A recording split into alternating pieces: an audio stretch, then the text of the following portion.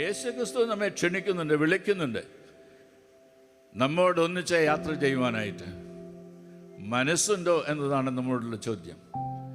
ഞാൻ യേശുവിനോട് കൂടെ ജീവിക്കുന്നതായുള്ള മനുഷ്യൻ, യേശുവിൽ ജീവിക്കുന്നു. Live in Christ, live with Christ and live for Christ. യേശു ക്രിസ്തുവിൽ ജീവിക്കുന്നു, യേശു ക്രിസ്തുവിന് വേണ്ടി ജീവിക്കുന്നു, യേശു ക്രിസ്തുവിനോട് ഒന്നിച്ച് എൻ്റെ ജീവിതം നയിക്കുകയും ചെയ്യുന്നു. ഇതേ പറയുവാൻ്റെ കോണം നമുക്ക് സാധ്യമായിട്ട് തരട്ടെ.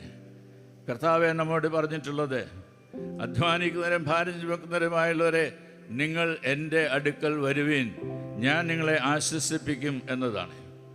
ഉയർത്തെഴുന്നേറ്റതായുള്ള കർത്താവ് ഈ ലോകത്തിൽ നമുക്ക് കഷ്ടതയുണ്ട്, പ്രയാസമുണ്ട് എന്നതെല്ലാം നമ്മെ പറഞ്ഞ് പഠിപ്പിക്കുന്നതായുള്ള അവസരത്തിൽ തന്നെ നമ്മോട് പറയുകയാണ്, ഞാൻ നിങ്ങളെ ആശ്വസിപ്പിക്കുവാൻ മതിയായവനായിട്ടുള്ള കർത്താവാണ്. ആ കർത്താവിനെ ദിനംതോറും കണ്ടുകൊണ്ട് ആ കർത്താവിനോട് ഒന്നിച്ചുള്ള ജീവിതയാത്ര നയിക്കുന്നവരായി, കണ്ടാലും ലോകാവസാനത്തോളം ഞാൻ നിങ്ങളോട് കൂടെ ഉണ്ട് എന്ന് കൽപ്പിച്ചതായുള്ള കർത്താവിൻ്റെ വാഗ്ദത്തം ഓരോ ദിവസവും അന്വർത്ഥമാക്കി തീർക്കുന്ന ജീവിത സാഹചര്യത്തിൽ ജീവിപ്പാൻ കർത്താവെ ഞങ്ങൾക്ക് കൃപ നൽകണമേ എന്നത് പ്രാർത്ഥിക്കാം.